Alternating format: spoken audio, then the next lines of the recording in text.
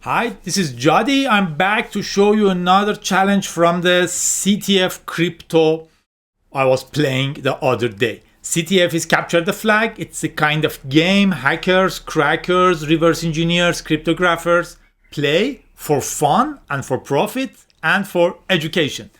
And I was playing one crypto challenge and thought part of it is very nice to share with you guys. So here I am. If you want to play on Capture the Flag games, you can go to the CTF time site. You will see the upcoming challenges, previous challenges. You can sign up and start playing. When you play in a Jeopardy style, you enter the site. There are different categories. You choose from one. You get a small message which tells you what is the challenge. This challenge was called Too Many, and it's told that we have found the code, but part of the function it needs to run is missing. Can you help us? There is a file to download and there is a box to submit the flag you have captured.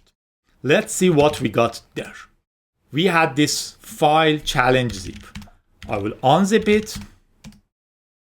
There are two files there, numbers and challenge py. Let me make the screen a little bit smaller so it's more usable. Okay. One file is numbers. We can have a look at the head. There are some numbers here, kind of huge, 100 million or something. How many do we have? Numbers, 1 million numbers. Okay, this is a huge file with lots of numbers in it. That's why they say Linux will help you. Practically, the GNU command line will help you. I'm on a Mac, but I have the GNU utilities like WC, head, these kind of stuff. Anyway, so since we are in Tmax, let's divide the screen. Open the file. It's like this. Let's make it a little bit smaller to make it more readable. This is the file. So, what does it do? Let's have a look.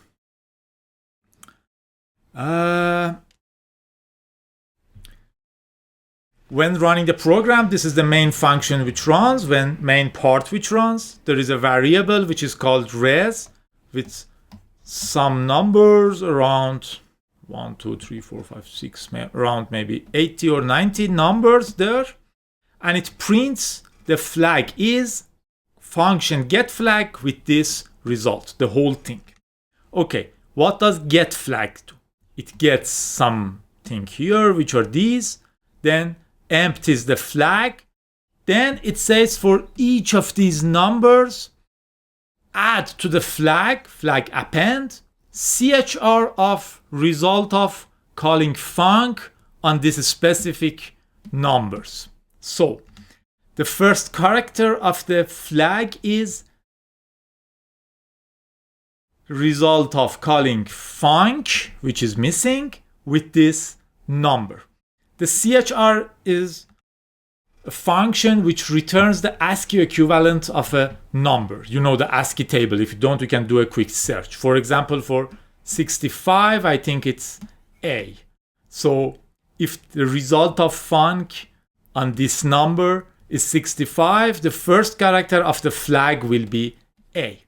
This function is missing. Let's see what it does.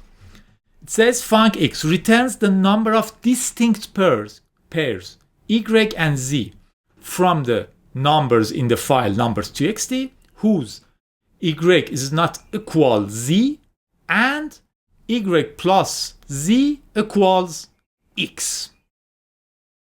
We had 1 million numbers there. Okay, so it's enough. If I first read all the numbers in a variable like numbers, then say for each n in numbers, or as the question says, for each y in numbers, check it with every z in numbers. This way it will check all the numbers with all the numbers, all the pairs. If y not equal z here, And if y plus z equals x, which is the input of the function, count how many pairs do we have. So we need some count in the beginning. If you found this, add 1 to the count. If you write this logic, this program should work, and it will, but we will see what's the problem. There is one note. 2 pairs yz and zy are considered the same and are counted only once. Also, it looks for distinct pair of y and z. Not very difficult to write. Let's try and start. First, I will uncomment the function. For a test, I will return 65 only to make it much easier. I will go here. I will just try if my program works. Challenge. Right, the flag is A because I'm just returning 65 and not what it is looking for. So calling the func for this will return back 65, for this will return back 65, for this will return back 65, and I have lots of 65s in my flag. For sure, it's not correct, but it's good to go step by step and make sure that our program is running correctly. There is a nice programming proverb which says, a large program which works fine used to be a small program which used to work fine. So, anyway, let's read the numbers. If I want to read the numbers, you don't need to remember anything. Remember, what is it called? To keep something in your mind, memorize anything. You have always the internet search. So, read file in Python. You will find an extensive documentation. Even you can always search the official documentations, which is docs, Pythons, blah, blah. I'm not telling you just search and copy paste. I'm telling you, don't be afraid if you are forgetting things. You have to understand the logics and understand the internal working of your program. You don't need to remember the exact syntax of everything. You can always do a search, but it is always good to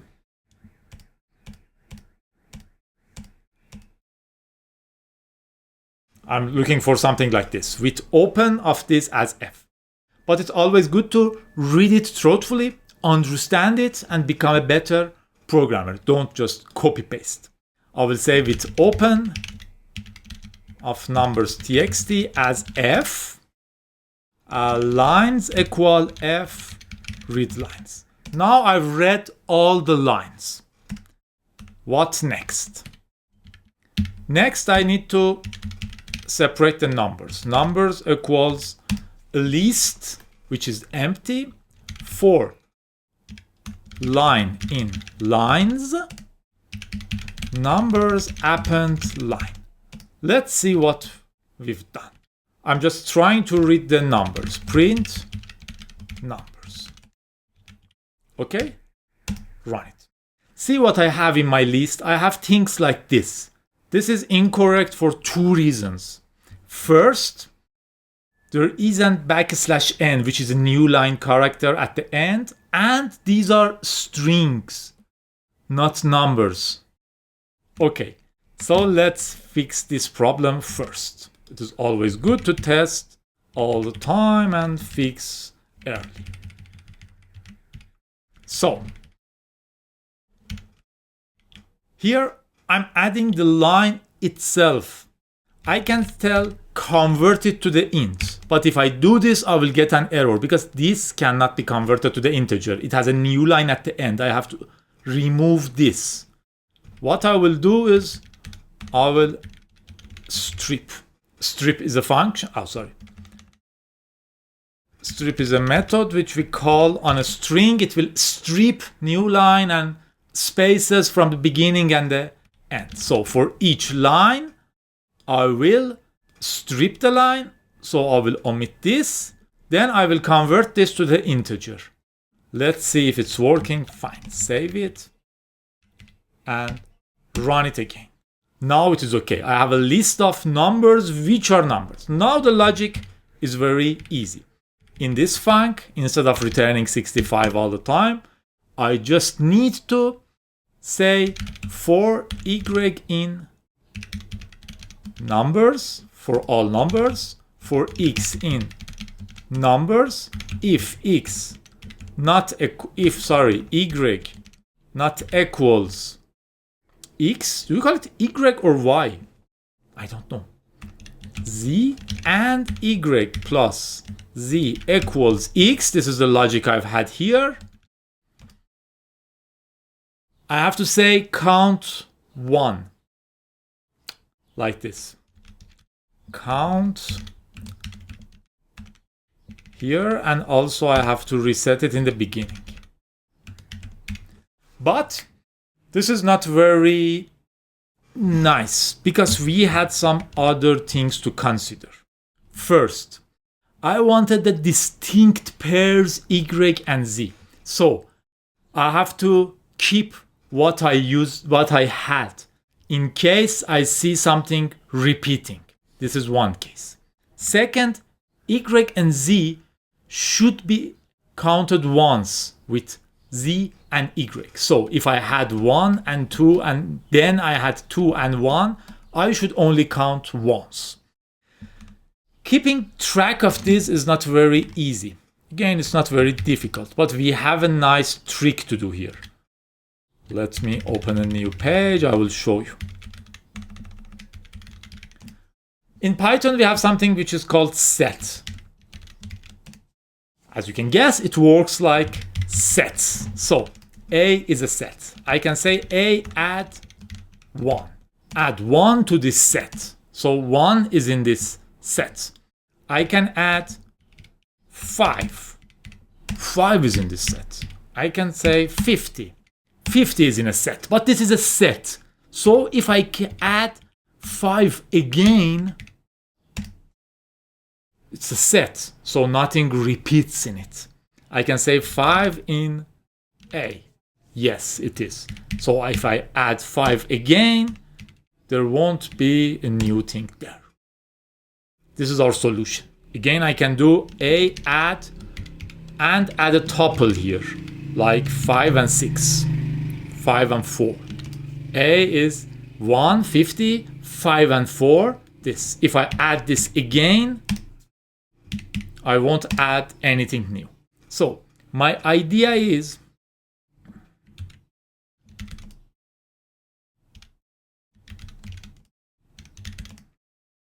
creating a set here, keeping count as a set.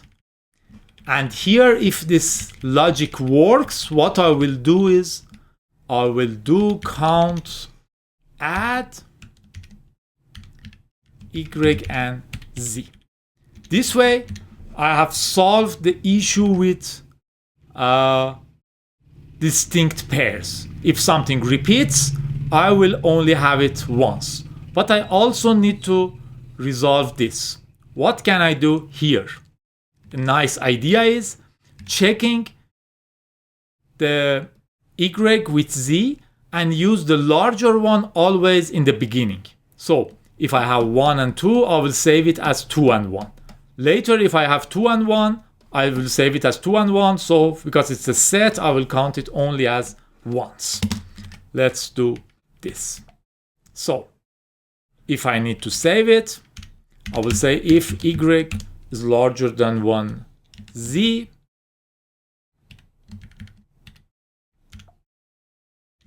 else count add z and y.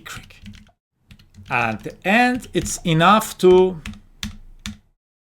return len of count, how many distinct things we have. Now we totally killed it. We wrote the logic and it will work. But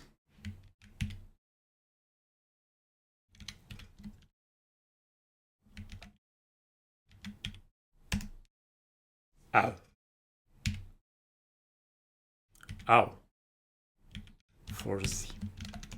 Okay. if y not equals that.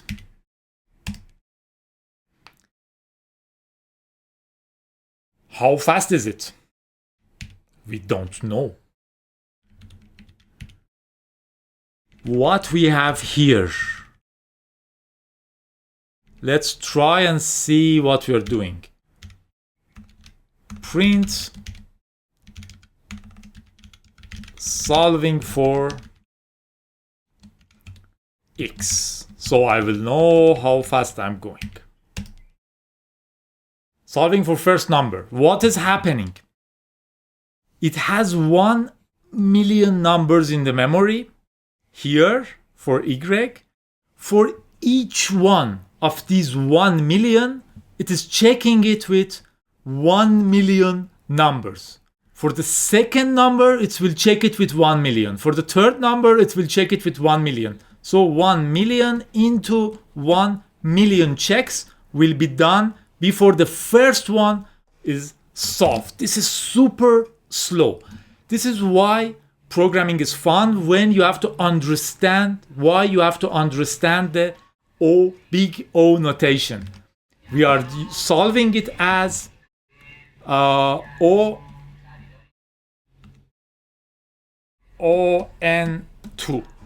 for 1 million numbers. Practically, this will keep you to eternity, at least 100 years on this computer.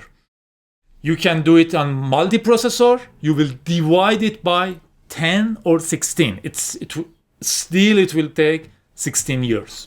So it won't work for this competition, which is only 12 hours.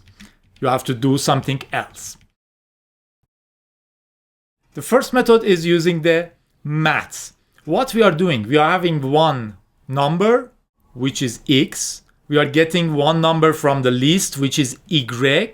Then we check every number from the list, which is z, to find out if y plus z equals x.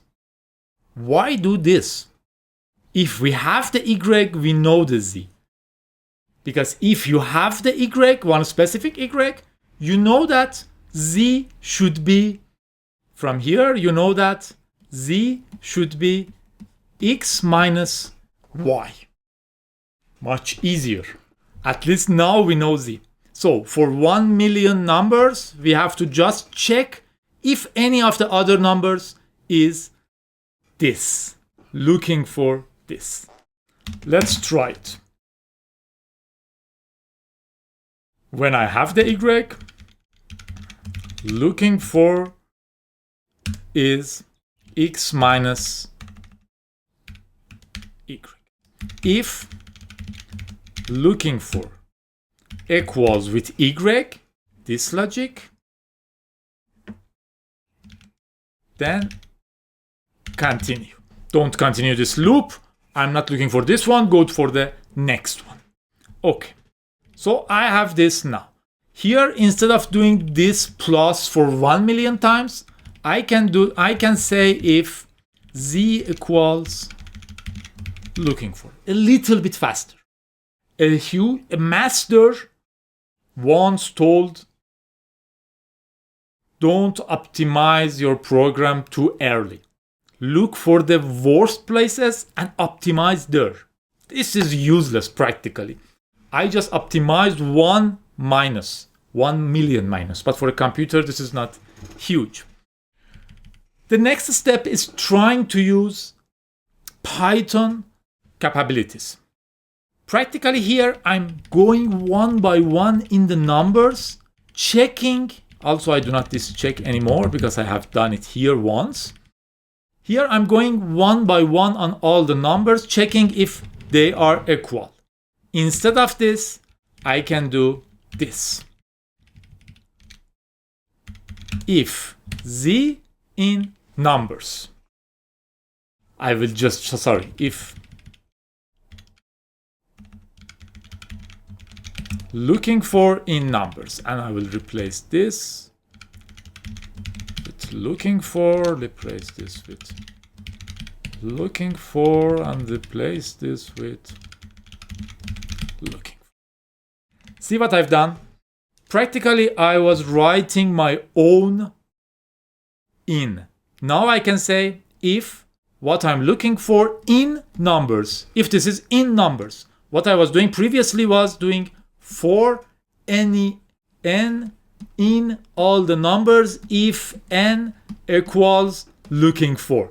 Practically, I have this inside Python shortened. And for sure, whatever Python developers have written is much, much faster what I'm capable of. And it's in C, to be honest. So it's much faster. So this is one way. But this is faster, but it should be still slow.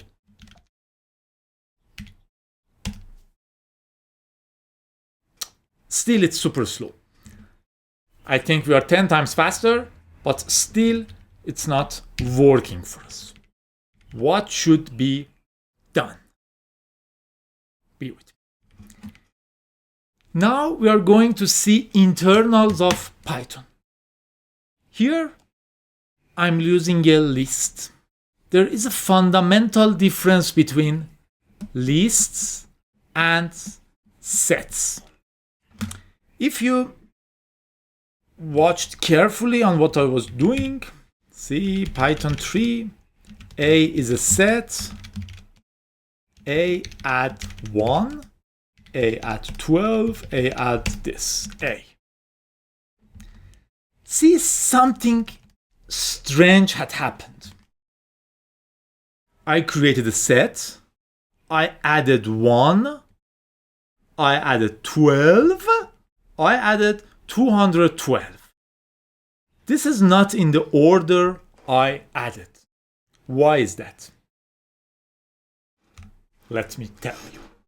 This is the difference between sets and lists. When you create a list, the order is important. So, you create a list, you say 1, 2, 3. Python should keep this as 1, 2, 3 all the time. Because you may say, I want the second element. This is it. Or if you mean that 0, 1, 2, this is it. Depends on how you speak between English and programming. Anyway, but the numbers, the indexing is important. How can Python do this? This is the fun part about this challenge. You can have a look at the... Sorry, I wanted to check the time. You can have a look at the data structures and understand them deeper. When you're creating a list, Python should allocate part of the memory. It says, okay, here is my list. You put 1 here. It will find the first place, will put a 1 there. Then you add a 2, then a 3, then a 4, then a 5. Python should allocate more memory to your list and add a 5. Then you say, I want to delete the first one. It should delete this and move this here, or start your list from here, depends on how it works. But it is managing the whole memory in specific order. This is a list. But when we are talking about the sets, we are talking about something which is called hash tables. When you are on a list and you have 1, 2, 3, and you say, I want to check the second one, Python goes to the memory where the list starts, checks the size of the elements, and finds where the second one is. So it will be the start of the element plus the size of this will lead you here. But in a set, you cannot say, I want a second one, because there is no concept of second one. The order is not important. As you can see, the order changes. It's only a set of things. Why is that? As I told you, because it's a hash table. On a hash table, Python says, okay, you want a set, I will call it A. Now you say, okay, add 1. It says, okay, I will put 1 in a hash formula. For example, I will divide it to 10. and check the last digit or whatever. And this will give me a place in the memory, say here. So I will put 1 here. Then you say, okay, please save the 12 in this hash table. It will put the 12 in the hash formula, will give you something, and it will point to somewhere in the memory. So it will save the 12 here. Later you say, okay, add 212 to the hash, to my set. It will put the same number, the 212, in its hash formula. It will give it a number which points somewhere in the memory, which is here, and will save it here. So when you say, give me A, it will go and check whatever in A, this, will give you back this without any order. But what is good here? If you tell A, is 212 there, it will put the 212 in the hash formula, will get back something, will check that place in the memory, and will say, okay, yes, something is written here. This is a very, very, very smart way to save things if you need to retrieve them very quickly, or if you want to check if they are there or not. There are more details into this, we can talk once, but I just wanted to show you why this is super fast. And we can have a look to the Python implementation later in this video and see that. So based on this logic, when I'm checking if numbers, when I define the numbers as a list and I check if looking for in numbers, practically Python should start from the start of the list, check one by one and see if it's there. But if I define this as a set, so whenever I'm adding something in it, it will put the input into a hash function, will get back an address, and will save the data there. It's kind of not a very exact procedure, but it uses a hash function. We'll find the bucket, we'll add the bucket number to the place where set is saved, and we'll save it. But for ease of use, let's talk like this. It will put this in a, it will use a hash function on this, will get an address, and will save the data there. So when saving, it's a little bit slower because it needs to hash all of these and find the correct addresses. But later, when you say, if looking for in numbers, it just uses a hash function on this, finds the address, check if this is there or not. If there, it is there. So this will make it 1,000 times faster. Let's see. Instead of this, I have say numbers is a set, and instead of append, I will say add. And it's a nice difference. Appends to the end, so it should extend the list, add one number there. Add is put it somewhere, wherever possible. So it goes to the hash function, finds the place in the memory, and saves it. So this is it. Now we can try our program again. See? It's 1,000 times faster. Each of these is one of the characters in the flags. I mean, each of those were one of these numbers. So the flag is there. The flag is something like this: TMU CTF, random flag for fun. And this in the end. So you have to submit this and get the points for this challenge. So this was what I wanted to show you, how this set is much faster than whatever we can do with the lists, and understanding the hash table and understanding the importance of data structures. But it's not finished. I will be very glad if you stay with me to have a look at the source code of the Python. You know, Python is just a standard. We have different implementations of Pythons. One of the most famous ones is the CPython, which most of the systems, when we run Python, we are using the CPython. So I have the source of the CPython here. Where? Okay, I have it. I will go here, then contents, then Mac OS, then Electron.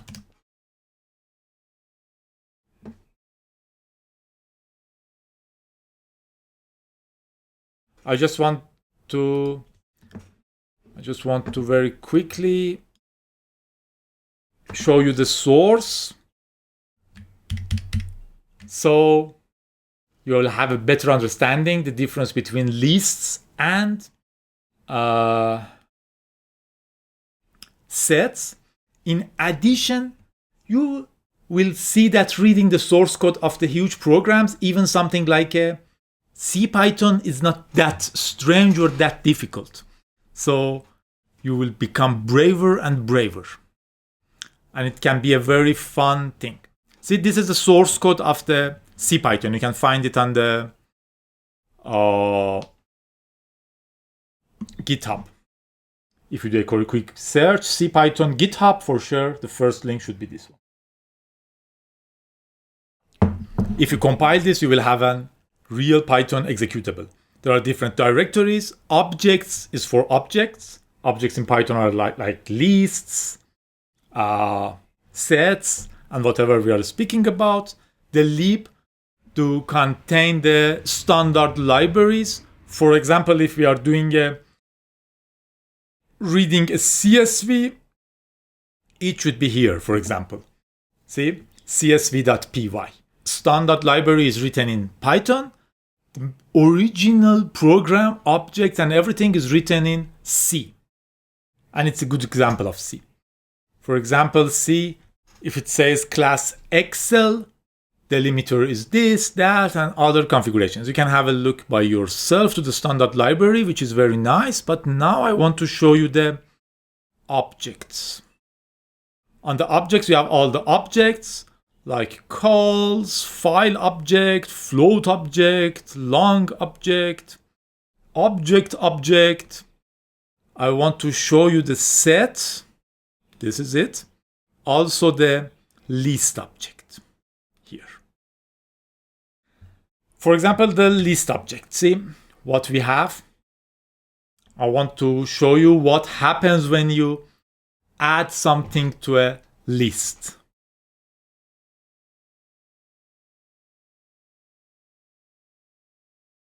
Py, for example, when you create a new list, it gets some place in the memory. When you get the list size, when you call len on a list, it checks. If checklist, return error, else return the size of the list you've got, for example. Get item, for example. If you are doing a get item, you are getting a specific item, specific size. Checks if the input has error or whatever. If valid index I in this list, if index error is null, tell list index out of range. Otherwise, return the list object item I. See how easy and fun it is. This is the insert. This is the append. See how easy it is on the list. It says if list check or new item is not null, return append 1, list object, new item. What does this app 1 does here? It says some assert just to check something. If list resize, you had something in your list, right? 1, 2. Okay. First, it tries to resize it to n plus 1. So it will try to allocate one more memory here. If cannot, it will return an error. Otherwise, it will resize it. Then it will call pylist set item nv. Put the new item here. See how the code is readable and fun? This is for the list. I wanted to check how it checks if something is the list or not. This is it. Contains list object. Okay, it will start with int comp for I start from 0, comp is 0, while comp is 0 and I is smaller than the size of this list, increase I. So this will work on every part of the list. Py incref item, I'm not sure what is this. Comp is if this object is what we are looking for. If this is what we are looking for. If this is what we are looking for. It is walking one by one on the list. And when it finds it, it returns the comp. True or false. This comp function, we have to check this, but we don't need to. The main thing I want to show you is how it's practically a for on the whole list and checking the numbers if this is what we are looking for. So this is how list contains work. Not much different than what we wrote, but this is in C and much, for sure, nicer code and faster. But what happens on the set object? This is the set object, set C. Look key, add entry. Remember how short it was on the list? Increase the size, put whatever we need there. But when you are doing an add entry, add something to my set, what happens? It creates a mask, free slot is null, then it,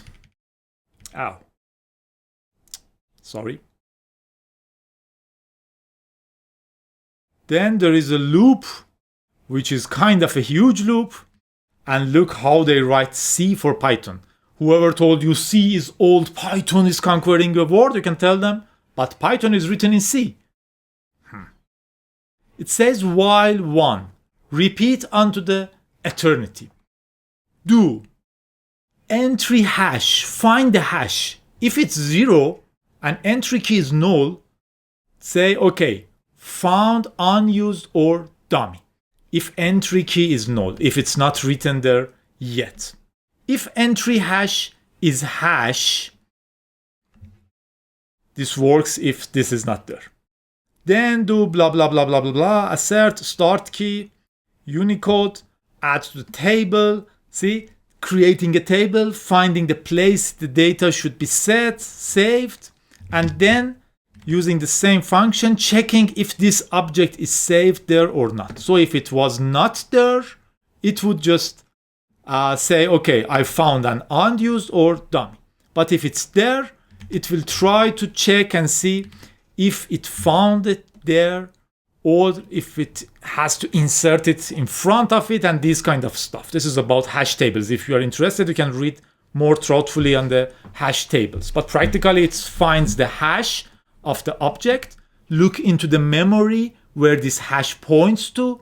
If nothing is written there, so it jumps to the found unused or dummy. If something is written there, it checks if this is the same object or not. If it's the same object, okay, it is found. If it's not the same object, you have to add it in front of this, because hash sometimes work like this. You jump here, then check what you have there, because you might have different things pointing to the same hash place. Anyway, and it has some go-tos. If your programming teacher told you that you should not use go-to in C, she is right. You and me should not use, but masters do use. So, if it's found unused or dummy, it's or use free slot key, free slot hash is hash, save it there. If found unused, do this. Entry key is key, entry hash is hash. If found active, so this is there. And if there was an error, return 0. See how much different it was. This we were just looking at the insert. This is insert clean. Now I want to check if we can contains entry.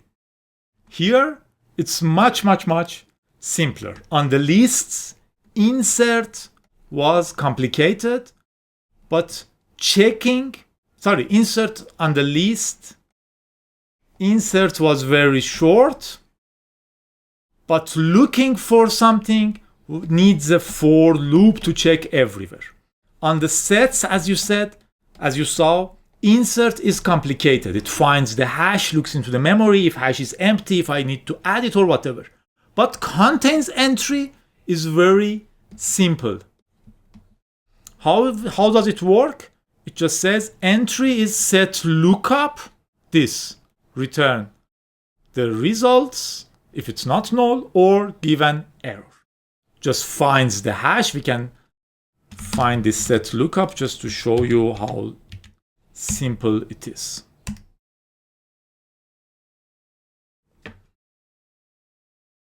See what it does? It says find the hash, then check if the hash is there or not. If we have this object saved there or not. Return yes or no. It doesn't go through all the memory. It just finds the place, checks it. That's why this is super faster. What I wanted to show you was first, play CTF and learn a lot of things. 2, don't be afraid of search. Many programs do search. I always search. 3, know the data structures. You can optimize, but if you know the data structures, if you know your language, you will do much better work. And the last one,